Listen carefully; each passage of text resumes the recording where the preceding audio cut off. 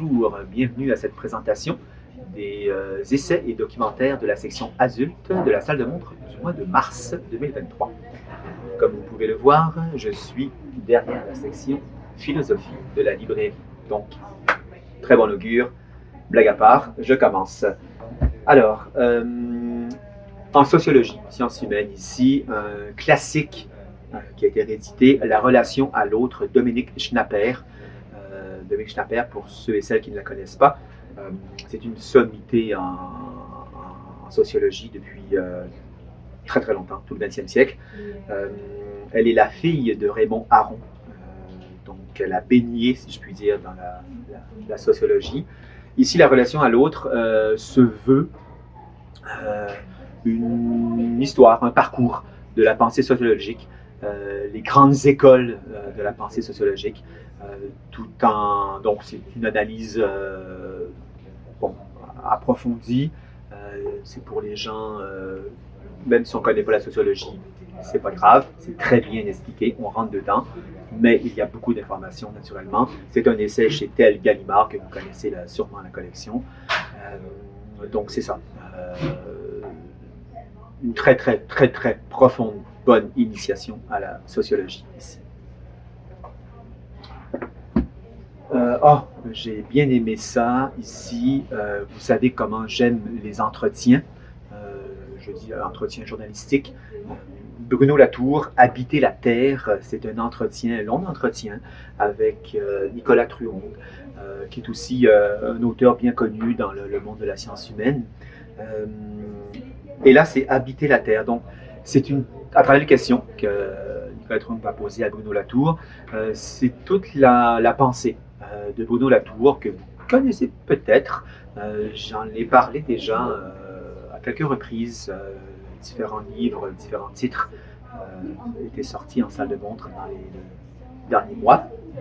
Bruno Latour est décédé il n'y a pas longtemps. C'est un grand penseur, philosophe. C'est lui qui a écrit et ébranlé, si je puis dire, la philosophie des sciences par le livre publié aux éditions de la Découverte. Nous n'avons jamais été modernes. Ça, c'est un classique, vous devez l'avoir dans votre bibliothèque, c'est sûr et certain. Et donc, c'est ça, c'est un penseur qui travaillait vraiment dans le quotidien, terre à terre, visite de laboratoire, sur le terrain, comme on dit. Et dans les dernières années, il s'est intéressé beaucoup, naturellement, à l'écologie, à la politique, à la place de l'humain, à nos actions dans cette terre, sur cette terre, ici. Relié à l'écologie, mais plus le concept qu'il a créé, l'habitabilité. Donc, tout va tourner autour de ça. Il explique très bien dans ce livre-là. Et c'est ça, des questions qui vont au cœur de sa pensée. Il va en parler lui-même, donc c'est vraiment qui est intéressant. Ce n'est pas un commentaire de quelqu'un d'autre, c'est lui qui parle de la construction de sa pensée, de son cheminement intellectuel. Et bien sûr, il va présenter ses différents concepts et ce sur quoi, dans les dernières années, il travaillait, ce qui lui tenait à cœur. Donc, c'est vraiment un bon survol, très large, mais une bonne porte d'introduction pour aller plus loin. Mais même si on veut s'arrêter là, on n'y aura pas plus Bruno Latour par la suite, je pense que le contenu de ce livre est original. La pensée proposée sur l'écologie, l'habitat de la Terre, nous qui sommes ici, cet écosystème, je pense que ça vaut vraiment le détour pour tout le monde ici.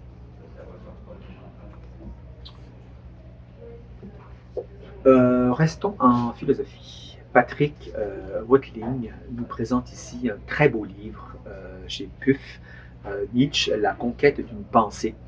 J'en parle, régulièrement, vous pouvez retrouver des livres sur Nietzsche. C'est un des auteurs en philosophie qui est un des plus commentés. Mais lui, pour l'avoir lu, pour l'avoir entendu aussi sur la chaîne YouTube, il est interrogé, il a fait des belles présentations de la pensée de Nietzsche. Et donc, dans ce livre-là, C'est une progression de la pensée de Nietzsche à travers ses œuvres, durant toute sa période d'écrivain. Et on va assister ici à l'évolution plutôt que, comme on a pu le suggérer, à travers les différentes œuvres de Nietzsche. Bon, il s'est parjuré, il a changé, il s'est trompé, oh, il a effacé ça. Non, lui va présenter ça comme une évolution de sa pensée, un raffinement de sa pensée. Donc c'est là encore, un peu comme Dominique Schnapper, c'est un livre que je considère une introduction générale à la pensée de Nietzsche, mais comme tout le monde le sait, publié au PUF, ça s'annonce donc pour des gens avertis, si je puis dire, puisqu'il va quand même avoir une matière assez dense là-dedans. Toujours en philosophie, un livre rare que je vous conseille immédiatement, est publié aux éditions Le Pommier, Le Jeûne. Le Jeûne, une expérience philosophique. Vraiment étonnant. J'ai rarement, sinon jamais, en français en tout cas, lu un tel livre qui va présenter vraiment tous les aspects, bon, le titre le dit, une expérience philosophique. On est habitué au jeûne, bon, dans la section santé, la section même à la rigueur psychologie, santé, les recettes naturellement, ben pas les recettes, le côté oui, le fait de jeûner, comment ça se fait, tout ça, la pratique du jeûne. Là, c'est vraiment qu'est-ce que ça signifie jeûner pour un individu. Quelle est cette expérience? Quelle expérience est liée à la pratique du jeûne? Donc, c'est vraiment, on va le voir, côté santé naturellement, côté découverte de soi. Qui dit découverte de soi, qui dit éthique sur soi-même, parle aussi de politique. Donc, c'est vraiment bien parce qu'on on va creuser l'idée que le jeûne est également un acte politique au sens fort du terme, un humain prenant possession de son corps, de sa santé, par une pratique, c'est quelque chose. Donc ici, le jeûne, je vous le conseille fortement, unique dans son genre, en français en tout cas. C'est sûr que, comme vous et moi, on a sûrement lu déjà des livres sur le jeûne, où il en parle, il y a un peu un chapitre là-dessus, la signification spirituelle du jeûne et ainsi de suite, psychologique, mais là, c'est rassemblé en un seul volume. Magnifique.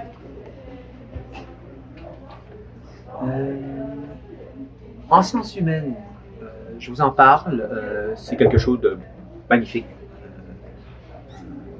un incontournable à mes yeux, et un classique déjà, qui va rester là pour les 50 ans futurs. C'est le tome 1 des œuvres complètes de Michel Serres, Cahier de formation. Alors, la banderole indique que c'est inédit. Qu'est-ce que c'est ça? Pour le premier tome, c'est vraiment génial. On retrouve Michel Serres, que vous connaissez, le grand penseur français, jeune, dans sa formation universitaire, déjà dans son doctorat, il creuse ses lectures, sa réflexion, il a déjà en germe et déjà mis quelques balbutiements sur papier, il sait déjà où il s'en va, il rentre dans sa pensée, on la voit en construction, et c'est ça qui est magnifique, parce que le titre le porte bien, Cahier de formation. Ça se lit, je vous dirais, presque n'importe où. Quand on parle de cahier de formation ici, je fais aussi référence, peut-être que vous connaissez, il y a quinzaine d'années, douzaine d'années, si je ne me trompe pas, les PUF avaient sorti Cahier de la pensée de Hannah Arendt. C'était, dans le fond, c'est comme un journal, très élaboré, on s'entend, mais un journal de la pensée de l'auteur. Donc, c'est pas un essai, c'est pas une œuvre, c'est pas publié quelque part, c'est vraiment jeté sur le papier au gré de ses lectures, de ses réflexions. Donc, on voit vraiment la naissance d'une œuvre presque en temps réel, si je puis dire, presque là. Quand on le lit, on sent que c'est écrit sur un bout de papier, à l'endos d'une feuille, à l'endos d'un livre qu'il vient de lire, annoté. Et tout ça, ça a été mis ensemble dans une très belle édition, à mon avis. Voilà, donc c'est Michel Serres. Chaque page est un délice de culture, de savoir, d'introspection, d'élucidation philosophique, c'est de grandes questions, surtout de grandes questions. Et on voit déjà le rapprochement entre certains domaines du savoir qui va naturellement faire sa marque, si je puis m'exprimer ainsi, sa marque de pensée à Michel Serres.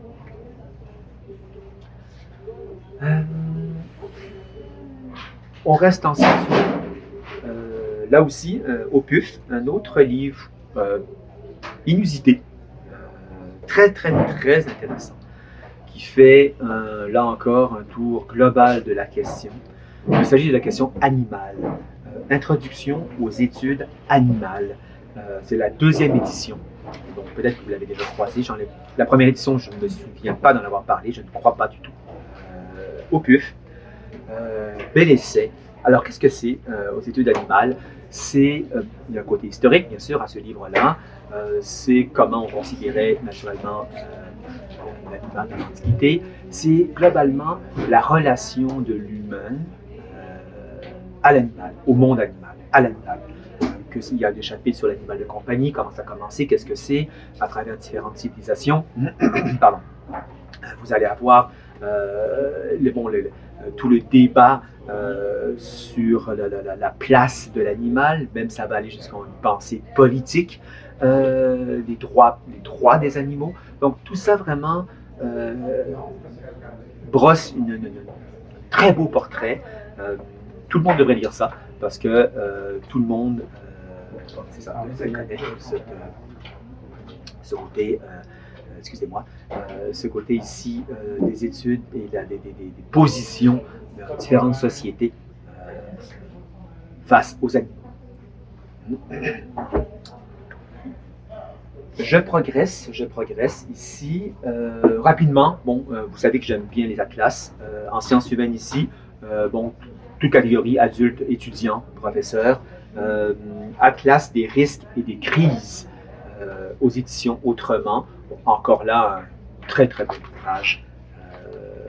Ici, beaucoup d'iconographie, de cartes, de chiffres.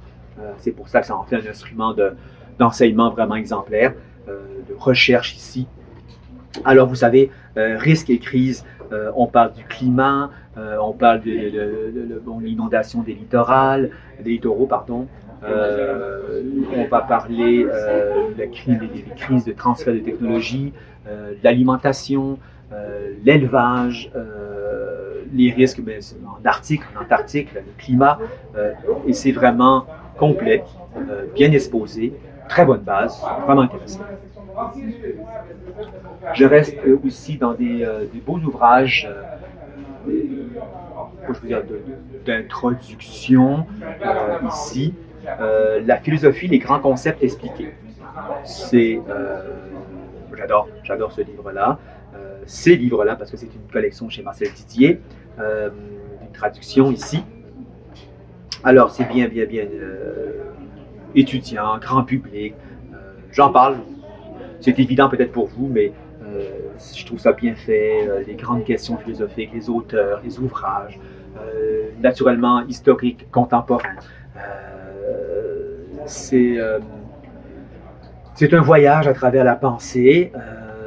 C'est pas seulement en Occident. C'est quand même intéressant ici. On va sans que ça soit exhaustif, j'entends bien, mais on va y aller aussi de la littérature. On va toucher la Chine. Donc voilà, ici. En sciences, nous allons avoir ici astronomie, les grands défis.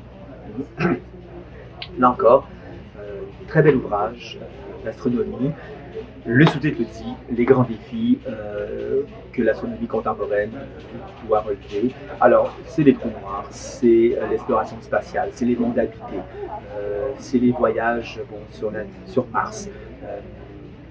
C'est les gens qui aussi travaillent autour de toute cette science-là, dans la construction de fusées, de satellites, l'exploration de l'espace. Donc c'est très beau, étudiants, grand public, professeurs, ça met vraiment à jour, un côté historique également, ajoute une belle présentation de la science astronomique ici. Un livre particulièrement beau et très intéressant, même si le contenu comme tel n'est pas un essai substantiel là-dessus, mais Cuba, une histoire de l'île par sa musique et sa littérature, chez Albin Michel, un très beau livre, vraiment agréable, et dans le fond, bon, moi je connaissais pas grand-chose, vraiment pas grand-chose au niveau musical, et un tout petit peu peut-être au niveau de la littérature cubaine, mais on va vraiment tomber dans l'origine, et on va voir l'évolution, les grandes musiques, les grands genres, les grands interprètes naturellement, de la musique cubaine et de la littérature. Et à travers ça, on va voir vraiment se modeler l'identité de Cuba.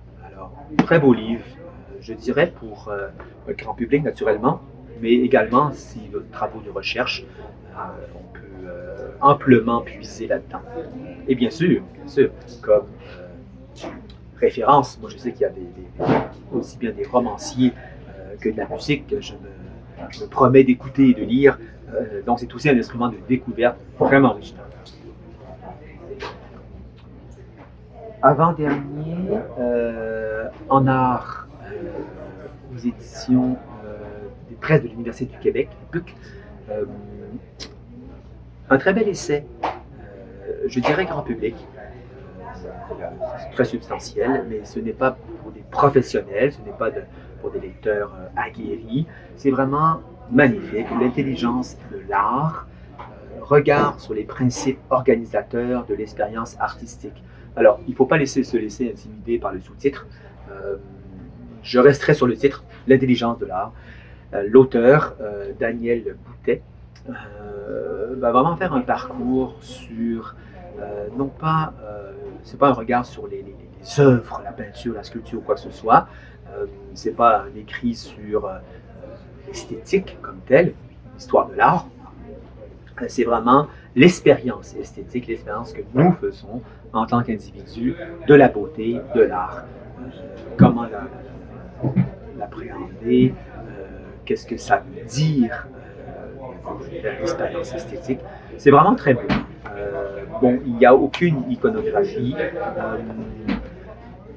mais des chapitres pas très lourds, bien séparés, la lecture se fait facilement et on peut naturellement choisir le chapitre qu'on veut bien lire.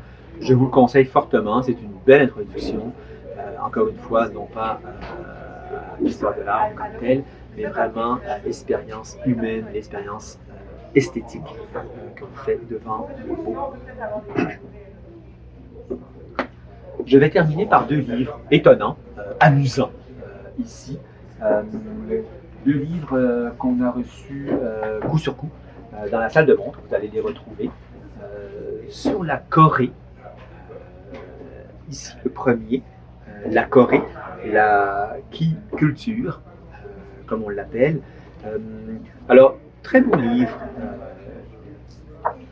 C'est un voyage contemporain sur toutes les facettes culturelles de la Corée contemporaine, de la nourriture, la danse, la musique que vous connaissez sûrement, la K-pop qu'on appelle, le cinéma, l'art de vivre comme tel ici, Corée, la K-pop et la K-culture, pardon, et juste en même temps, qui est beaucoup plus fouillé, ce livre-là, dans le sens où le texte est beaucoup plus consistant, au cœur de la Ki-culture, chez Larousse. Donc, on voit déjà que l'éditeur joue ici. Alors, là encore, ça va dans les choses que vous avez sûrement croisées déjà dans la musique. C'est un voyage de la culture contemporaine de la Corée, Corée du Sud, il va sans dire. Vous allez retrouver naturellement le grand cinéma coréen, les séries comme Squid Game, que tout le monde a pu écouter, qui a fait la renommée ou comme une découverte grand public de la Corée. Donc ces deux livres-là sont vraiment magnifiques pour s'initier, peut-être même aussi comme guide de voyage ou travaux étudiants au primaire, secondaire. L'iconographie est vraiment géniale. Ici, c'est un plaisir de feuilleter ce livre-là. Voilà, ça termine pour moi la présentation des incontournables de la salle de montre du mois de mars, les documentaires adultes et les essais. Voilà, alors bonne lecture, on se voit en salle de montre. Merci, au plaisir, au revoir.